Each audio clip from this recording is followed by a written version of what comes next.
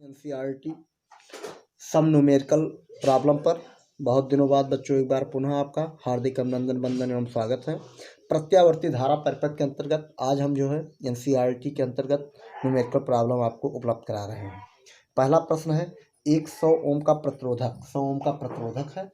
प्रतिरोध का संकेत आप सभी लोग जान रहे हैं ऐसा कुछ, और सप्लाई वोल्टेज जो है उसमें 220 वोल्ट है। कितना है बच्चों?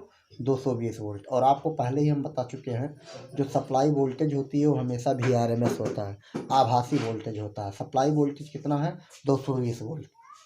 कितना है? 220 वोल्ट है, ठीक। और जो इसका हार्टेज दिया गया है, सप्लाई वोल्टेज की जो फ्रीक्वेंसी दी गई है वो दिया गया 50 हार्टेज। आपको हमने पहले ही बता रखा है कि भारत देश में जो सप्लाई होता है AC करंट की, उसकी जो हार्टेज होती है कितनी होती है? 50 हार्टेज होती है।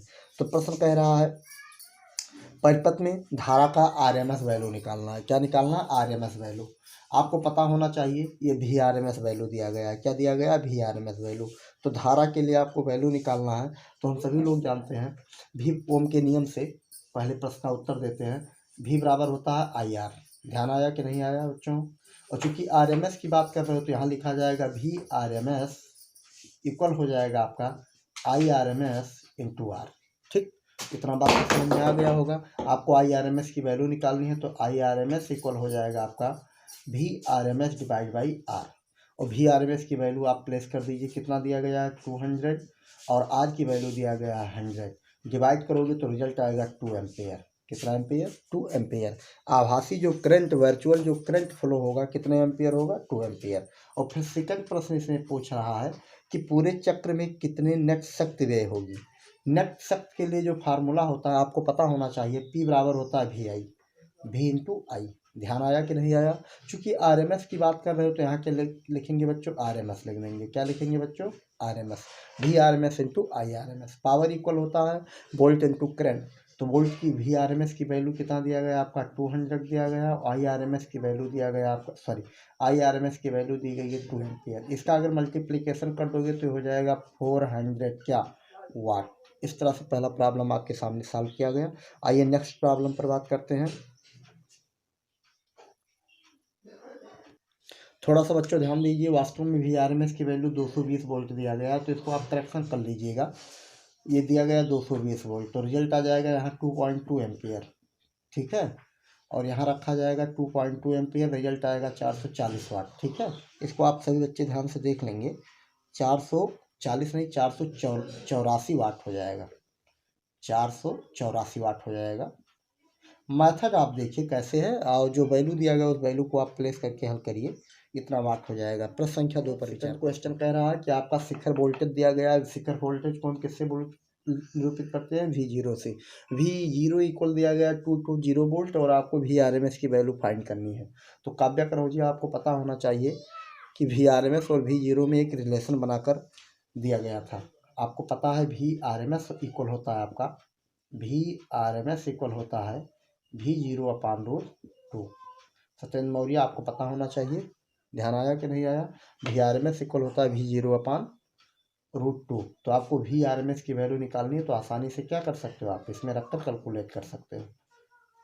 220 डिवाइड बाई √2, इसको क्या करते हैं? परमीकरण कर देते हैं, ठीक।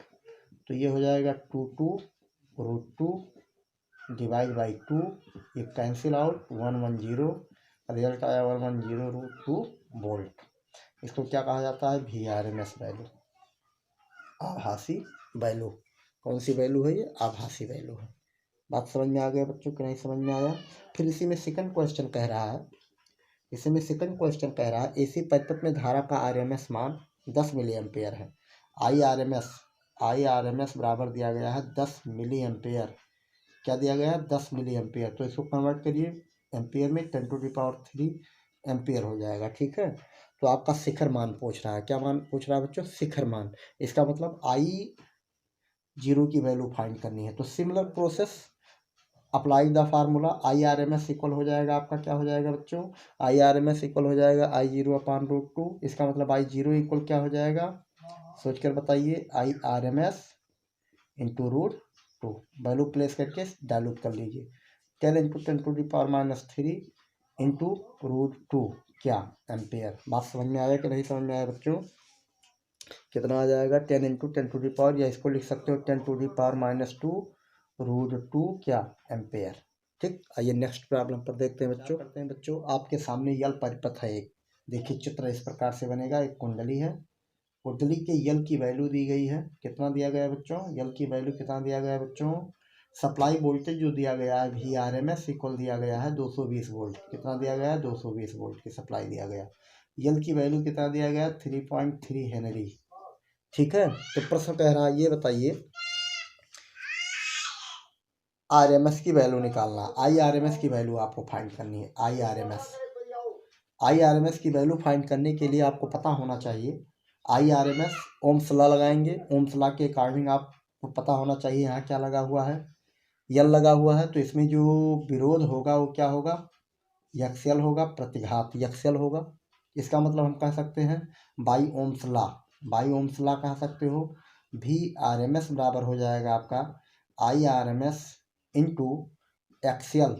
मतलब प्रतिरोध का रोल कौन प्ले करेगा? प्रतिबाधा। ठीक, एक्सल हो जाएगा। इतना बात समझ में आया? तो IRMS बराबर क्या हो जाएगा, यही आपको फाइंड करना है।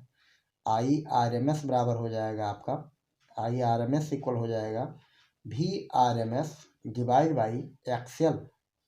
VRMS की वैल्यू कितनी दी गई है? 220। ठीक, एक्सल बराबर आपको पता होना चाहिए क्या होता है बच्चों? सोचकर बताइए, एक्सल बराबर क्या होता है? ओमेगा यल होता है। ध्यान आया कि नहीं आया? ओमेगा यल। और बट ओमेगा इक्वल क्या होता है आपका? सोचकर बताओ सत्येंद्र। ओमेगा बराबर कितना होता है? 2πf into L. सब वैल्यू इसी में प्लेस करके क्या करते हैं बच्चों? हल कर देते हैं। 220 हो गया आपका, डिवाइड बाई 2 इंटू पाई की वैल्यू कितना होगा? 3.14 इंटू यफ की वैल्यू कितनी दी गई? फ्रिक्वेंसी 50 हर्ट्ज इंटू यल की वैल्यू कितनी दी गई? 3.33 हेनरी। इसको अगर आप सॉल्व कर दोगे टोटल वैल्यू को तो रिजल्ट आ जाएगा लगभग आपका आएगा 16। कितना आएगा बच्चों? 16 आएगा। मीन्स जो रिजल्ट देगा आपका 15.9 क्या एम्पियर देगा। इसको आप सॉल्व कर लीजिएगा। ठीक, आइए नेक्स्ट क्वेश्चन पर हम विचार करते हैं बच्चों। संख्या 4 कह रहा है कि आपके का क्या है? धारिता जुड़ा हुआ है। किस क्रम में? मतलब C प्रत्यावर्ती धारा परिपथ है। C प्रत्यावर्ती धारा परिपथ है। C की वैल्यू कितना दिया गया? 60 माइक्रोफैरड। माइक्रोफैरड को हम कन्वर्ट कर लेंगे 60 इंटू 10⁻⁻6 फैरड में। ठीक, यहाँ से देंगे सप्लाई वोल्टेज कितना दिया गया आपका? V इक्वल दिया गया, VRMS इक्वल दिया गया आपका कितना दिया गया? 110 वोल्ट। ठीक, तो आपको IRMS की वैल्यू निकालनी है। क्या निकालनी है बच्चों? IRMS। सिमिलर क्वेश्चन अभी हमने सॉल्व किया है प्रश्न संख्या 3 के समान। आपको पता होना चाहिए ये क्या लगा हुआ है यहाँ पर बच्चों? कैपेसिटर लगा हुआ है। तो कैपेसिटर में जो विरोध होगा उसको किससे रिप्रेजेंट करेंगे? XC से, धारतीय प्रतिघात से। तो धारतीय प्रतिघात या तो पहले निकाल लिया तो डायरेक्ट आप काम करिए। ओम्स लॉ से आपको पता होना चाहिए VRMS बराबर होता है IRMS इंटू विरोध क्या होगा यहाँ पर? XC होगा। मतलब परिपथ का जो अवरोध है, प्रतिबाधा क्या होगा? प्रतिघात क्या होगा? XC होगा। तो यहाँ से IRMS निकालना है। IRMS निकाल लीजिए आप। IRMS बराबर हो जाएगा VRMS डिवाइड बाई XC। और XC की वैल्यू आपको पता है, VRMS की वैल्यू आपको ज्ञात है 110। और XC इक्वल होता है 1/ω/c। ध्यान आया कि नहीं ध्यान आया? ये फार्मूला हम पहले ही डेरिवेट करवा चुके हैं। तो ω/c ऊपर चला जाएगा 110 इंटू ω/c। वैल्यू प्लेस कर दीजिए यहाँ से। राम प्रसाद वैल्यू प्लेस करिए। 110 ओमेगा की वैल्यू क्या होती है? 2πf होती है। और C की वैल्यू आपको ज्ञात है ऊपर। सब वैल्यू प्लेस करके सॉल्व कर दीजिए। 2 इंटू पाई की वैल्यू कितनी? 3.14 होता है। F की वैल्यू कितनी दी गई? फ्रिक्वेंसी कितनी दी गई? 60 दी गई है। और C की वैल्यू दी गई है 60 इंटू 10⁻⁻6। इतना क्या आएगा? क्या आएगा बच्चों? एम्पेयर। इसको आप क्या करिए? गुणा करके सॉल्व कर लीजिए। बात समझ में आया कि नहीं समझ में आया बच्चों? कुछ बात समझ में आया कि नहीं समझ में आया बताइए। इसको इजीली ढंग से भी आप सॉल्व कर लेंगे। जो रिजल्ट आएगा वही आंसर हो जाएगा। जो रिजल्ट आएगा लगभग आएगा 2.49 क्या एम्पेयर आएगा। क्या आएगा? इतना एम्पेयर आएगा। आप गुणा करके देख लीजिएगा बच्चों, समझ में आया कि नहीं आया? आइए नेक्स्ट प्रॉब्लम पर देखते हैं। प्रश्न संख्या 5 पर कह रहा है, प्रश्न संख्या 3 और 4 पर बात कर रहा है। प्रश्न संख्या 3 के लिए और प्रश्न संख्या 4 के लिए पूछ रहा है औसत शक्ति याद करिए। क्या याद करिए? औसत शक्ति। औसत शक्ति क्या याद करना? औसत शक्ति। औसत शक्ति P बराबर होता है आपका VRMS into IRMS into cos phi. क्या होता है बच्चों? Cos phi. परंतु आपको पता होना चाहिए पहले केस में कौन सा परिपथ है, कौन सा परिपथ था? यल प्रत्यावर्ती धारा परिपथ था। और ये आपको ऑफलाइन क्लास में हमने बताया है। यल प्रत्यावर्ती धारा परिपथ में वोल्टेज और धारा के बीच जो कलांतर होता है कितने अंश का होता है बच्चों? 90 अंश का होता है। ध्यान आया कि नहीं ध्यान आया? ऐसे कुछ फिगर ड्रा किया गया था।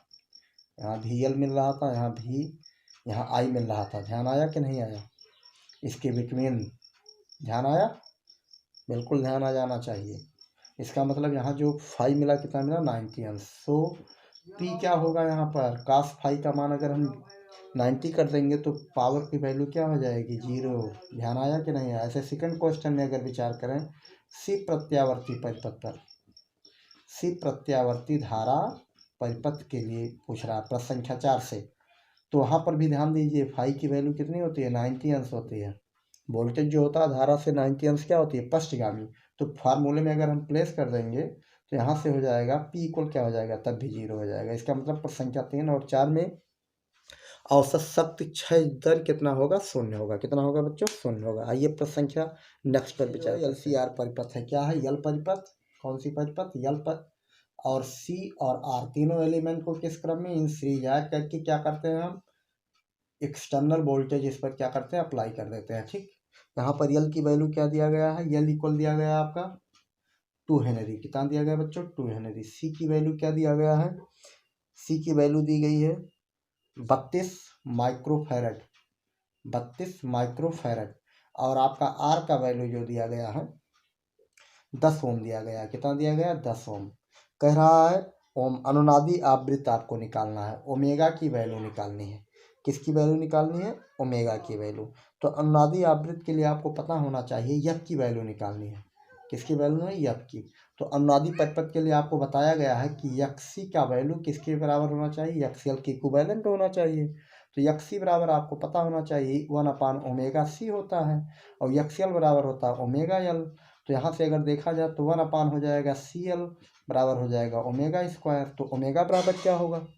ओमेगा बराबर हो जाएगा आपका √1/CL हो जाएगा। ओमेगा बराबर होता है 2πf। क्या होता है? 2πf। तो एफ की वैल्यू आपको फाइंड करनी है। ध्यान आया ना? तो फार्मूला आप सीधा हम प्लेस कर देते हैं बच्चों। एफ इक्वल होता है आपका 1/2π√1/LC। वैल्यू हम प्लेस कर देते हैं 1/2π। 2 इंटू पाई की वैल्यू 3.14 प्लेस करेंगे। √1/L की वैल्यू कितनी दी गई है? 2। और C की वैल्यू कितनी दी गई है बच्चों? 32 इंटू 10⁻⁻6। इसको क्या करते हैं? हम सॉल्व कर लेते हैं। 2 इंटू 2 का मल्टीप्लाई कर देते हैं। यहाँ हो जाएगा 6.28 अंडर रूट। यहाँ देखिए 2 2 जा सॉरी ये 10⁻6 ऊपर चला जाएगा। यहाँ नीचे जो बचेगा आपका 64 हो जाएगा। और 64 का रूट वैल्यू कितना होता है? 8 होता है। कितना होता है? 8। 1/8 इंटू 10⁻3। अगर इसको आप क्या करेंगे? हल कर लेंगे तो आपको किसका पता चल जाएगा बच्चों? फ्रीक्वेंसी का पता चल जाएगा। ये आएगा 125 रेडियन पर सेकंड आएगा। क्या आएगा बच्चों? 125 हर्ट्ज भी बोल सकते हो आप। 125 हर्ट्ज। ठीक, इस तरह से आपको इसमें पहला प्रश्न हल हुआ। और नेक्स्ट इसमें पूछ रहा है कि इसके परिकलन के लिए क्यू का मान याद करना है। क्या याद करना है? क्यू का मान याद करना है। गुणवत्ता कारक जैसे कहा जाता है। परिपथ का कौन सा मान निकालना है? गुणवत्ता कारक निकालना है। सेकंड क्वेश्चन कह रहा है परिपथ का गुणवत्ता कारक ज्ञात करिए। गुणवत्ता कारक क्यू के लिए एक सूत्र होता है 1/R। ध्यान दीजिए 1/R √L/C होता है। L/C सब वैल्यू इसी में प्लेस करके क्या करिए? आप सॉल्व कर दीजिए। आपको क्या पता चल जाएगा? परिपथ का गुणवत्ता कारक सब वैल्यू प्लेस कर दिए। यल की वैल्यू कितनी दी गई है बच्चों? 2 दिया गया है। अंडर रूट यहाँ यल की वैल्यू कितनी दी गई है 2 और सी की वैल्यू कितनी दी गई है 6। इसको अगर आप सॉल्व करेंगे तो रिजल्ट ये देखिए आपका 16 हो जाएगा और 16 का रूट वैल्यू आपको पता है कितना हो जाएगा 4 और 10⁻⁻6 का अगर रूट वैल्यू आप निकालोगे 10⁻3 हो जाएगा। ये रिजल्ट देगा 4 2 जा 8 हो जाएगा और 10⁻3 ऊपर चला जाएगा 8। इसको अगर हम डायलूट कर दें तो 1000 हो जाएगा डिवाइड बाई 8। इसको अगर आप सॉल्व करेंगे तो रिजल्ट आएगा आपका 25। कितना आएगा बच्चों 25, यही आंसर हो जाएगा। ठीक है, धन्यवाद।